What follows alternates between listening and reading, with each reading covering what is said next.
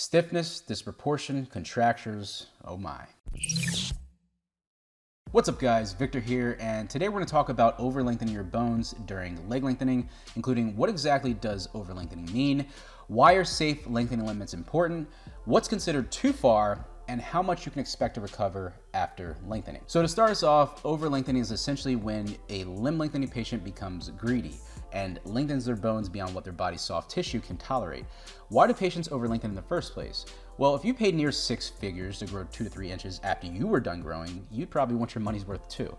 But why is over-lengthening a bad thing? Well, for one, it can lead to a lack of range of motion, which for you femur lengtheners that push too far, that means you might develop what's called a knee contracture, where you'll have trouble extending your knee straight.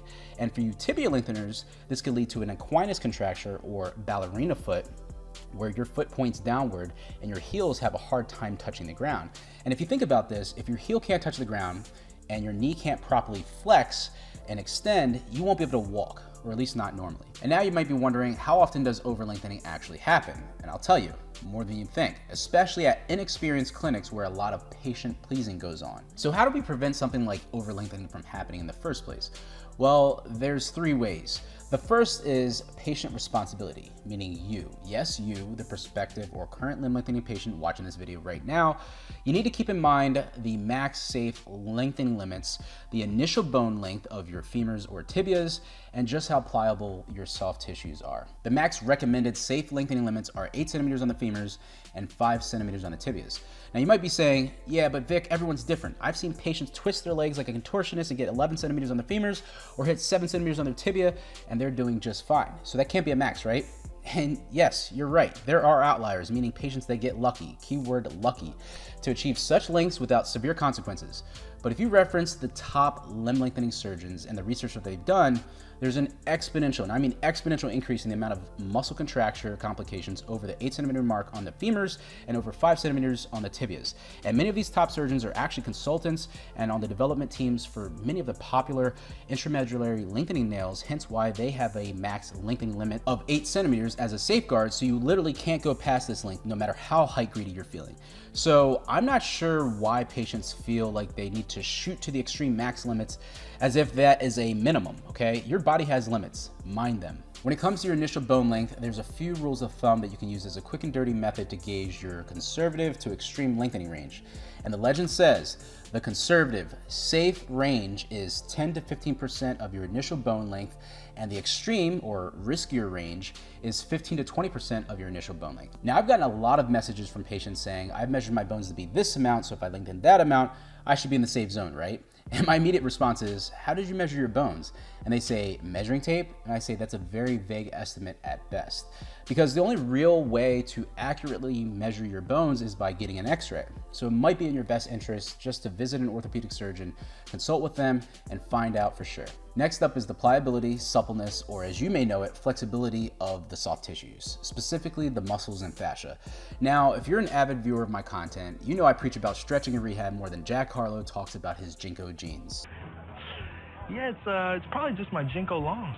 Jinko long? New Jinko longs from Jinko are made with old Jinko jeans, but instead of being wide and baggy, all the extra fabric is redistributed lengthwise to the calf and shin areas.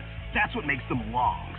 Jinko longs. And for good reason, right? Because conditioning your tissues helps to reduce the amount of tension from your muscles as you lengthen towards your goal. Stretching before surgery does 2 main things. It increases your flexibility gradually, and although it might only last for a short while, if you keep it up, you can maintain this newly gained flexibility up until surgery.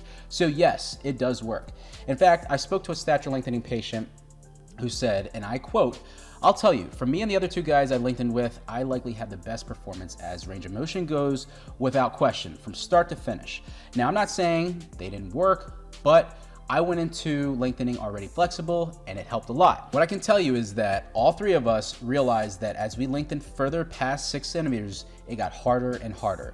I noticed that our range of motion wasn't perfect, but stretching definitely made it better during and after lengthening. So if you're facing tightness, just know that it's normal, but you should absolutely not lose heart. and keep going.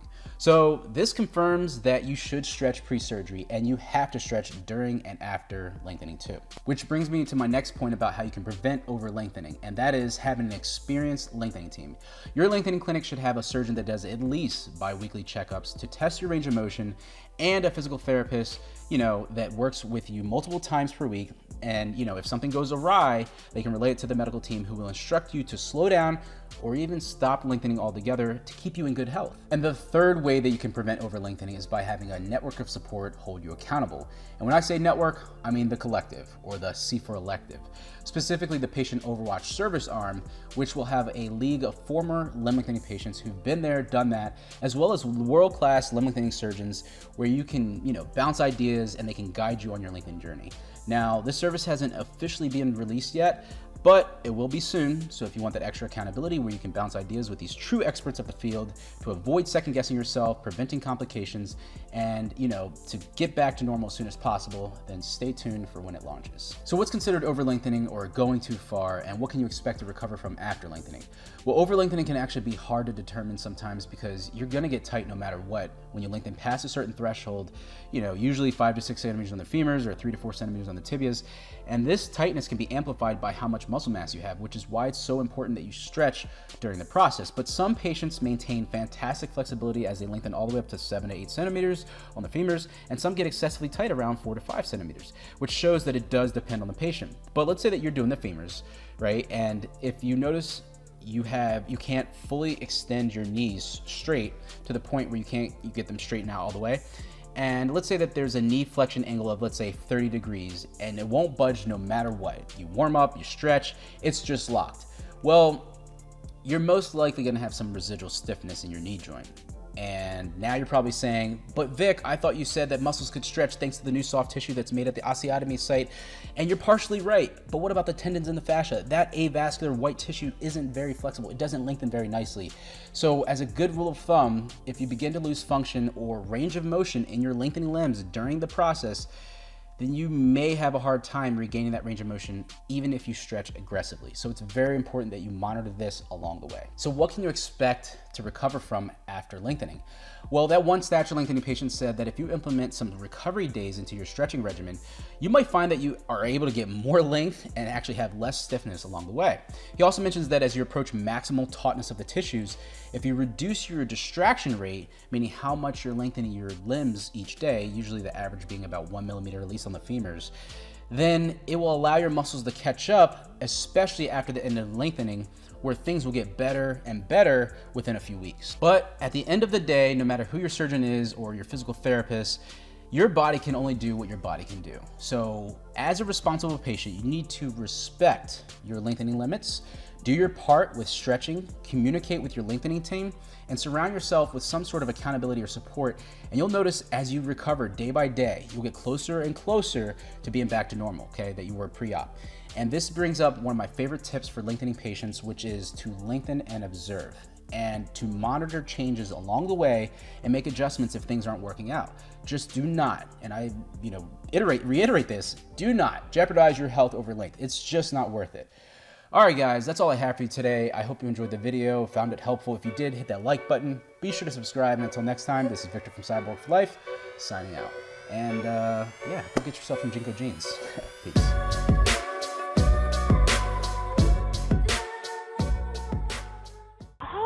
I got it. You're taller, right? Right. Yeah, you used to be a smaller dude, and now you're like 6'6" or something. Did you have that surgery? What surgery? Oh, yeah, that new surgery where they break your legs in half and somehow make you taller. Oh, that's a real thing. I read about that. Break your legs doesn't sound like surgery to me.